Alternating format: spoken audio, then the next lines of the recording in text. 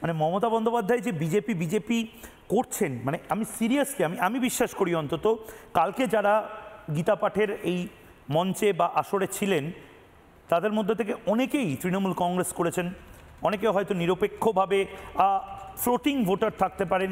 আমি তো ইনফ্যাক্ট এমন কয়েকজনকে দেখলাম যারা বামপন্থী পরিবারে, হেটেরোজিনিয়াস যাকে বলে, মিক্সড একটা ক্রাউড আমি দেখেছি। অনেক ইউটিউবারকে দেখেছি, সোশ্যাল মিডিয়ার জেনজি যারা কন্টেন্ট ক্রিয়েটার তাদের দেখেছি, যারা সাথে পাচে থাকে না। কিন্তু এরা সবাই যদি বিজেপি হয়ে যায়, আমার ভয়টা সেই জায়গায় লাগছে। মমতা বন্দ্যোপাধ্যায় যেটা বলেছেন, সবাই এরা সব বিজেপির প্রোগ্রাম, তাহলে তোমাদের সুদিন আসন্ন।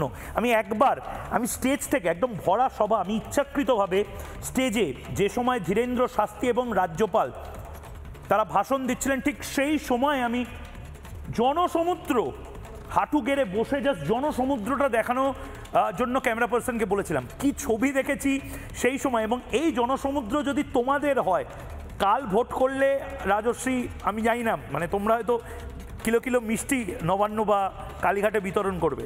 দেখি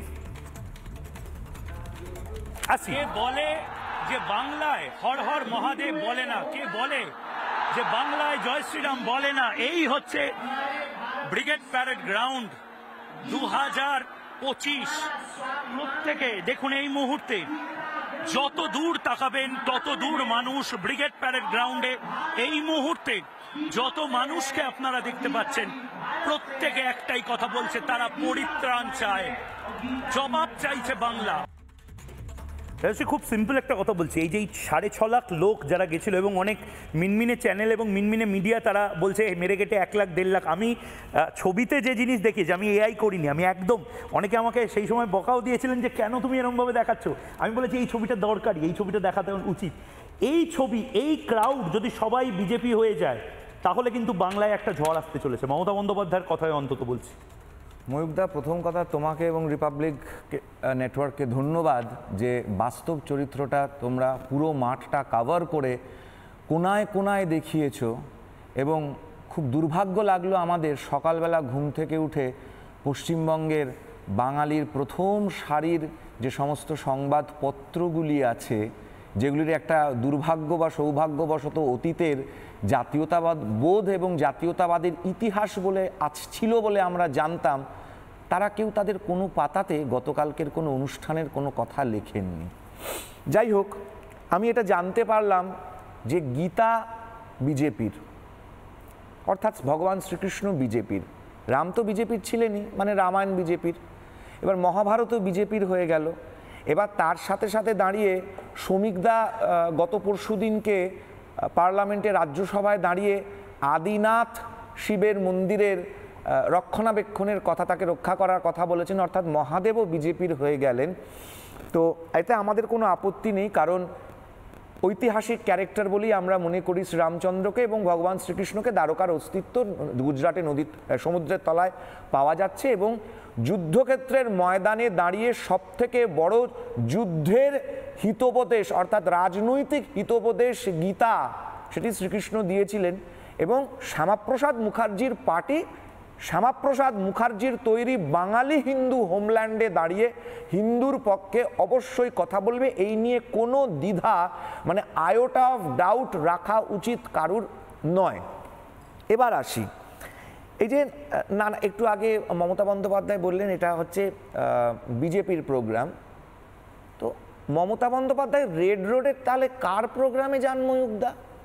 ওই মাথায় ওই এরকম করে ওই যে করে কানের পাশে দিয়ে এরকম করে একখানা উনি বলেন খেটে, তো এগুলো কিসের প্রোগ্রাম?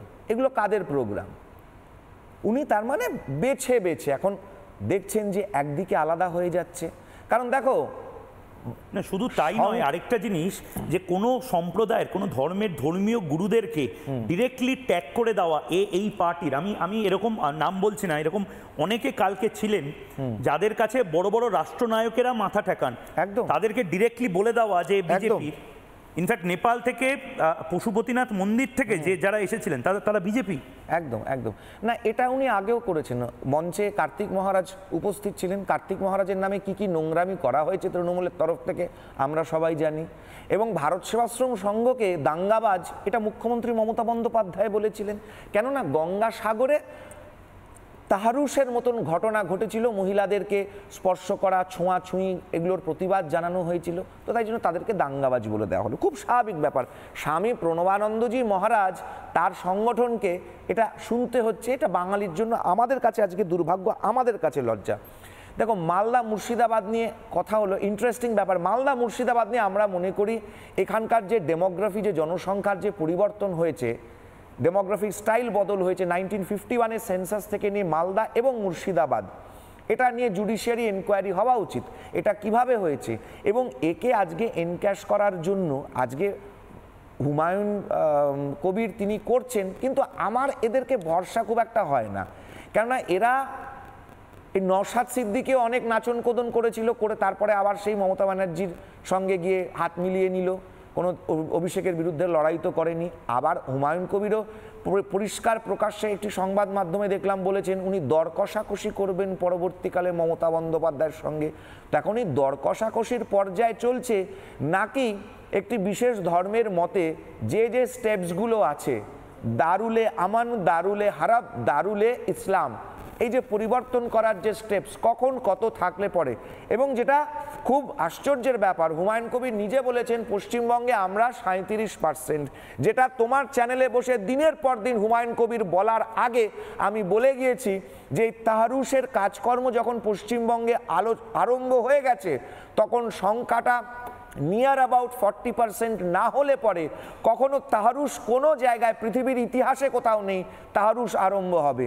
এবং আজকে এটা উনি নিজের মুখে স্বীকার করলেন। তবে প্রশ্ন হচ্ছে এটা বাঙালি হিন্দু, তুমি হয়তো বলছো যে এটা হয়তো লোক দেখানো হতে পারে, কিন্তু বিষয়টা বোধহয় ততটা নয়। মানে এটা বললেও এটা অপমান করা হবে, কারণ সংখ্যালঘুরা কিন্তু সত্যি আপসেট, ক্ষেপে আছেন, রেগে আছেন।